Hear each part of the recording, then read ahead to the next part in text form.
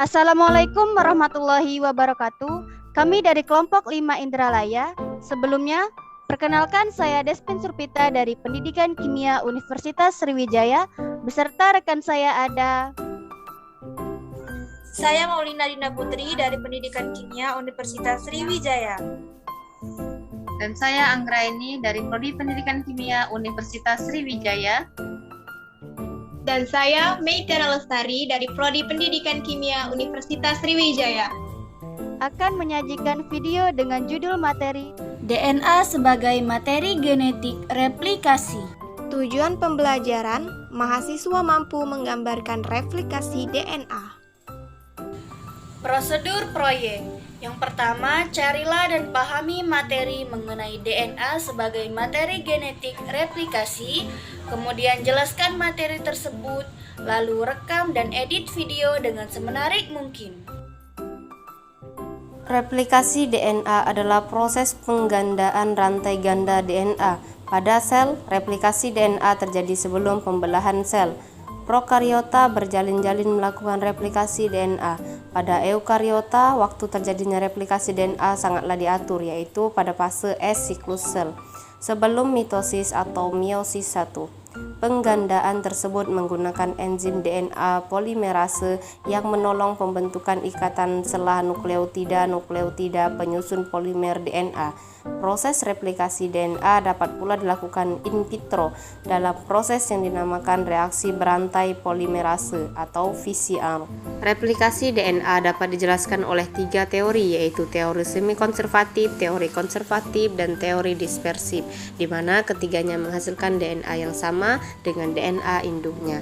Teori semi-konservatif menghasilkan 2 turunan DNA yang terdiri atas 1 untai lama dan 1 untai baru heliks ganda dengan informasi yang sama persis dengan DNA lama. Teori konservatif menjelaskan bahwa DNA bereplikasi dengan menggunakan DNA lama sebagai cetakan untuk DNA baru. Teori dispersif mereplikasi DNA dengan cara memutus rantai DNA asli dan menggabungkannya secara acak dengan DNA baru.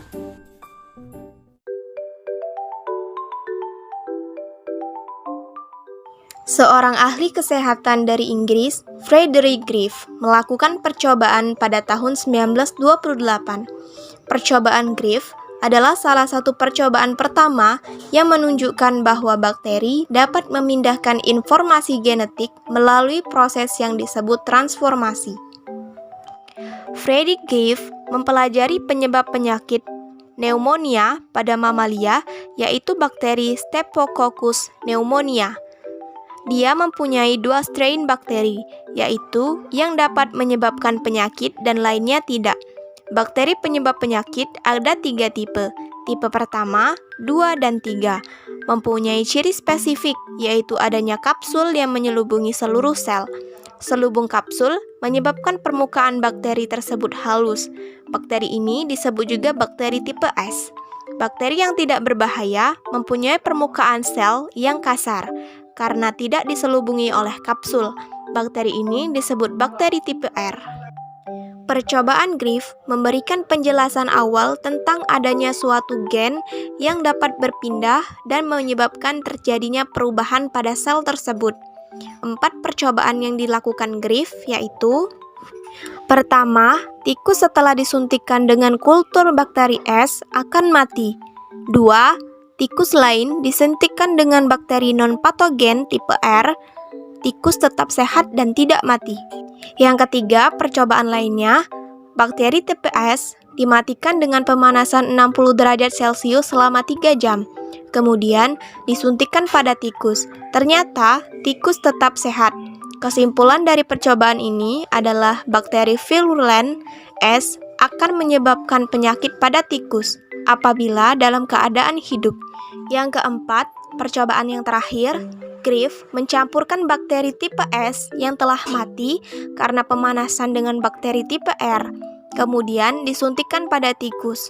Tikus percobaan sakit, dan dari hasil otopsi ditemukan bahwa bakteri tipe S pada tikus tersebut ada substansi yang berasal dari bakteri tipe S yang sudah mati, mengubah sel bakteri tipe R menjadi bentuk bakteri virulent tipe S. Percobaan Matthew Meselson dan Franklin Stahl. Pada tahun 1957, M.S. Meselson dan F.W. Stahl berhasil menunjukkan secara empirik bahwa replikasi DNA berlangsung dengan mekanisme secara semi-konservatif, menggunakan percobaan yang disebut density transfer experiment. Pada percobaan ini, E. coli ditumbuhkan dalam medium yang mengandung nitrogen berat, yakni isotop dengan nomor massa 15 selama beberapa generasi. Efeknya, basa-basa nitrogen pada molekul DNA akan terlabel isotop berat. Setelah itu, bakteri ditumbuhkan kembali pada medium yang mengandung nitrogen ringan atau nitrogen dengan nomor massa 14. Pada waktu tertentu, setelah dipanen, DNA-nya kemudian diisolasi. Isolat DNA selanjutnya disentrifugasi dengan ultrasentrifugasi gradien CSCL untuk menentukan densitas molekul DNA-nya. Hasil pengukuran memperlihatkan pada generasi pertama semua DNA memiliki densitas molekul hibrid, yaitu densitas yang dihasilkan dari gabungan molekul DNA yang mengandung nitrogen ringan dan nitrogen berat. Sedangkan pada generasi selanjutnya, densitas molekul DNA terdiri dari kelompok DNA dengan densitas molekul hibrid dan kelompok DNA dengan densitas yang lebih rendah dari molekul hibrid. Kelompok kedua ini terdiri dari molekul DNA yang mengandung nitrogen ringan. Hal ini membuktikan terjadinya replikasi DNA secara semi-konservatif. Pada replikasi semi-konservatif ini, tangga berpilin DNA mengalami pembukaan terlebih dahulu, sehingga kedua untai polinukleotida akan saling terpisah. Masing-masing untai polinukleotida tetap dipertahankan dan akan bertindak sebagai cetakan bagi pembentukan untai polinukleotida baru. Langkah-langkah percobaan yang dilakukan oleh Meselson dan Stahl.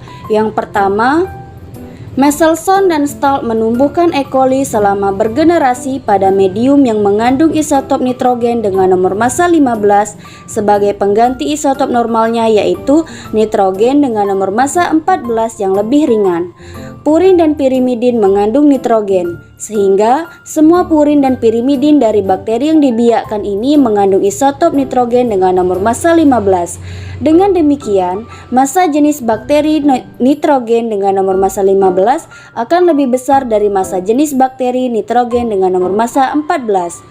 Kemudian saat dilakukan percobaan ini, telah diketahui adanya prosedur teknik pemisahan molekul berdasarkan massa jenisnya yang dikenal dengan sebutan equilibrium density centrifugation. Untuk mengetahui teori mana yang berlaku dalam replikasi DNA, maka Meselson dan Stahl dapat mengetahuinya dari pencatatan perubahan komponen massa jenis DNA sel yang ditumbuhkan pada medium nitrogen dengan nomor massa 15 dan kemudian dipindahkan ke medium nitrogen dengan nomor massa 14. Massa jenis DNA memiliki isotop nitrogen dengan nomor massa 14 sebesar 1,710 gram per cm kubik, sedangkan DNA dengan isotop nitrogen dengan nomor massa 15 memiliki massa jenis 1,724 gram per cm kubik. Dengan sentrifugasi kecepatan tinggi dan waktu tertentu, maka dapat dipisahkan antara molekul dengan massa jenis tinggi dan molekul dengan massa jenis rendah secara bergradien dari bagian atas tabung sampai ke bagian bawahnya. Setelah membiakkan bakteri-bakteri dalam medium dengan isotop nitrogen dengan nomor massa 15, maka Meselson dan Stahl memindahkan bakteri untuk dibiakkan di medium dengan isotop nitrogen dengan nomor massa 14. Setelah dibiakkan dalam waktu tertentu, maka sebagian bakteri dianalisis dengan teknik cesium klotida equilibrium density centrifugation. Analisis dilakukan pada berbagai generasi.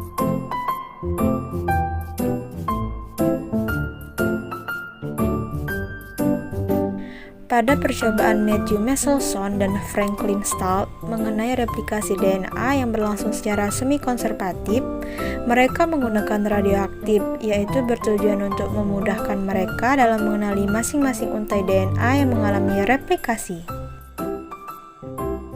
DNA dapat dikatakan sebagai materi genetik Karena berdasarkan percobaan yang terkenal yaitu percobaan Griffith yang menyatakan bahwa ada sesuatu dari bakteri S yang dapat ditransformasikan ke bakteri R sehingga dapat menghasilkan bakteri baru yang memiliki sifat gana seperti bakteri S. Namun pada saat itu Griffith belum mengetahui apakah yang dapat menyebabkan bakteri R menjadi bersifat seperti bakteri S. Maka sekitar 14 tahun kemudian, percobaan Griffith dilanjutkan oleh Oswald Avery, Colin MacLeod, dan MC Carty. Bersama teman-temannya, mereka menggunakan kultur bakteri tipe S yang telah mati karena pemanasan. Mereka memecah sel bakteri dengan deterjen dan menggunakan sentrifuge memisahkan komponen sel dengan penyusun sel lainnya. Ekstrak sel bakteri tersebut kemudian diinkubasi bersama kultur bakteri R yang hidup, kemudian ditumbuhkan pada media kultur di Petri dish. Adanya pertumbuhan bakteri S pada media kultur menunjukkan bahwa ekstrak mengandung prinsip transformasi, yaitu materi genetik dari bakteri S mengubah bakteri R menjadi bakteri S. Avery dan kawan-kawan menduga bahwa satu di antara komponen makromolekul yang terdapat di dalam ekstrak polisakarida, protein, RNA, dan DNA adalah penyebab transformasi. Hasil percobaan Avery dan kawan-kawan membuktikan bahwa degradasi komponen-komponen penyusun sel tidak menghalangi berlangsungnya prinsip transformasi, kecuali ketika molekul DNA dirusak dengan menggunakan enzim deoksiribonuklease. Maka dari hal tersebut disimpulkan bahwa DNA berperan sebagai penyimpan informasi genetik.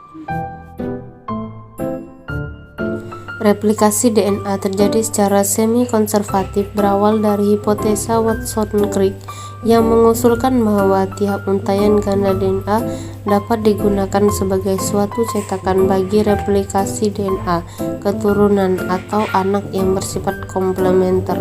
Dengan cara ini, dua dupleks keturunan molekul-molekul DNA yang sama dengan DNA induk akan terbentuk masing-masing mengandung satu untaian utuh dari DNA induk. Hipotesis ini kemudian dibuktikan oleh Matthew Michelson dan Franklin Steele pada tahun 1957 seperti yang dijelaskan sebelumnya. Polymerase chain reaction atau PCR adalah suatu teknik sintesis dan aplikasi DNA secara in vitro. Teknik ini pertama kali dikembangkan oleh Carey Mullis pada tahun 1985. Teknik PCR dapat digunakan untuk mengaplikasi segmen DNA dalam jumlah jutaan kali hanya dalam beberapa jam. Proses PCR terdiri dari 3 tahap. Yang pertama, denaturasi. Pada denaturasi, DNA untai ganda dipisahkan pada suhu 95 derajat Celcius sehingga menjadi DNA untai tunggal. Diperlukan adanya suatu primer sebagai pemicu dalam pembuatan rantai DNA. Primer yang digunakan umumnya adalah berupa oligonukleotida dengan panjang 15-20 pasang basa. 2. Annealing. Pada tahap annealing, temperatur diturunkan sampai 55 derajat Celcius sehingga primer tadi dapat menempel pada DNA target. 3. Ekstensi. Pada tahap ini, temperatur dinaikkan kembali pada suhu 72 derajat Celcius agar terjadi pemanjangan DNA oleh enzim polimerase. Siklus 1 dapat menghasilkan 2 amplikon atau DNA target yang telah digandakan.